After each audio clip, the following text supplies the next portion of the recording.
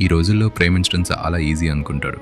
కానీ ఒక పచ్చి నిజం చెప్పనా, ధైర్యం ఉంటేనే ప్రేమించాలి. ఎందుకంటే ఇక్కడ ఎదుటివాడి కోసం ప్రాణం ఇవ్వడం గొప్ప కాదు. ఆ ప్రాణం పోతున్నా, ఒంటరిగా మిగిలిపోతున్నా భరించే గుండె ధైర్యం ఉండాలి. మనం ఒక బంధాన్ని కాపాడుకోవడానికి తెగ కష్టపడతాం. అడవికి పోయినా మన టైం, ఎనర్జీ, ఆఖరికి మన ఆత్మగౌరవాన్ని కూడా ఎదుటి వాళ్ళ కాళ్ళ దగ్గర పెట్టేస్తాం. కానీ నిజమేంటంటే వాళ్ళు ఒక్క క్షణం కూడా మీ గురించి ఆలోచించరు. మనము అమాయకంగా ఇచ్చే విపరీతమైన విలువే అవతల వాళ్ళకి మనల్ని చులకన చేయడం నేర్పిస్తుంది.